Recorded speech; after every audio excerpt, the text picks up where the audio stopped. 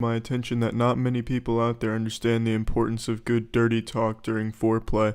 So I decided to make it my responsibility to help you out in this area and get better at it and also tell you what not to do.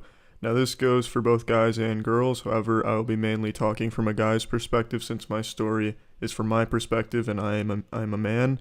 However, for girls it is just as important that you master this art as well. A guy can be just as turned off by bad dirty talk as a girl. For example, when I'm watching porn sometimes and an inexperienced dirty talker says something like, "Oh yeah, Hank, really get in there, let's see who has the penis here," or something along those lines, I'll get instantly flaccid, and with my cock in my hand I'll just think to myself, "Come on Grace, you're better than this, you can do better, stick to the script until you've learned this art." Now I would recommend that if you haven't mastered dirty talking yet, that you don't say anything at all during the foreplay, because it's better to say nothing at all than say something gross that'll turn the other person off.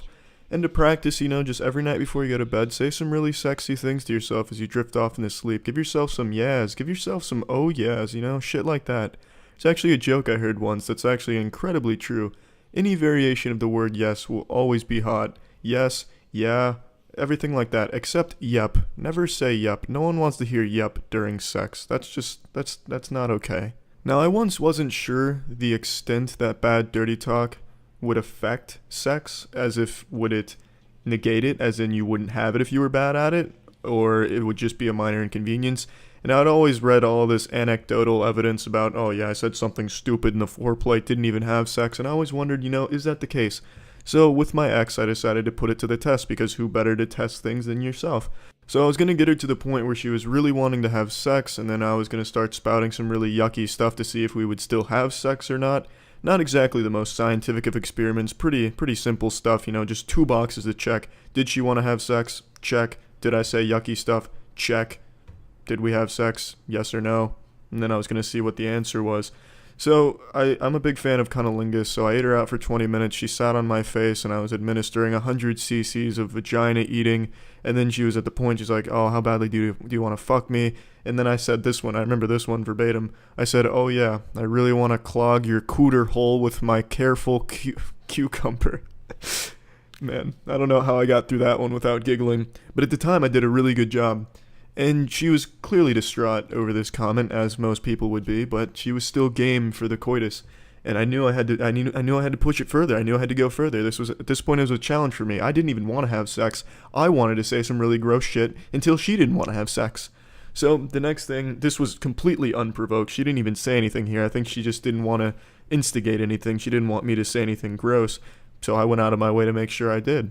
I don't remember exactly what I said this time though, but I remember the gist of it. I said I wanted to see her vagina oozing, and I wanted to hear the sloshing of her snatch fluids as I was pogo sticking her vagina, or something to that extent, and she was getting very angry with me and she was asking me to stop.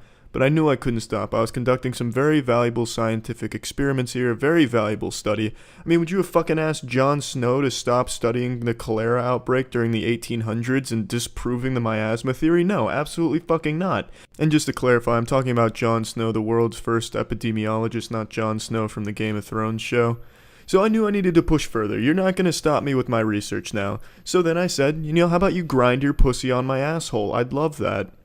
And that was the straw that broke the camel's back. We did not have sex after that comment, and she was very upset.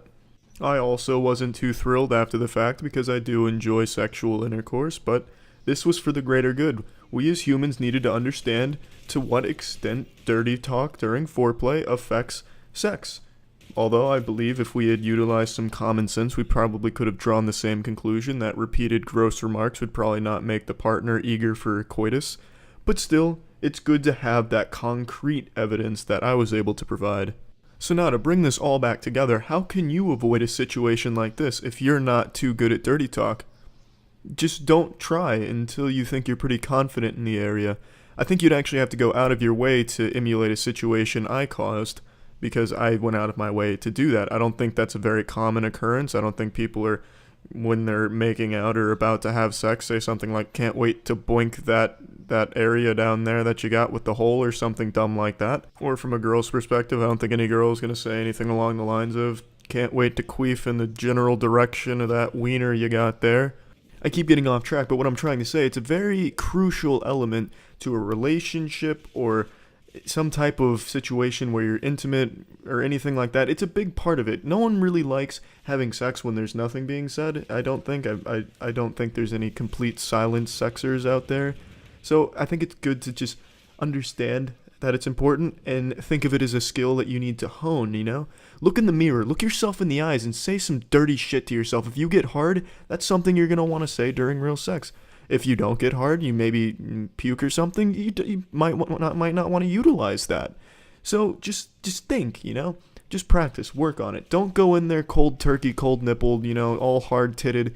Go in there having fun because it's supposed to be fun, but also understanding that you don't want to be gross about it. Why the fuck did I make this video? You know, I feel like I'm done making this video now, but I don't understand why I even did. I read a few articles today about how atrocious most people are at dirty talk, and I'd been laying down for the last hour and a half trying to go to sleep, and I just got it in my head that, you know, I should try and help people out with this, but I don't think I've done that. Everything I've said is pretty common sense shit that I think most of you fucking knew going into this video. I don't think upon hearing my gross story, someone was like, oh shit, I've done that before, I was always wondering why that didn't work. Pretty sure everything I have said is everything you already fucking knew. But, you know, I've come this far now. I've made my bed, and I'm going to figuratively lie in it, and also going to actually go lie.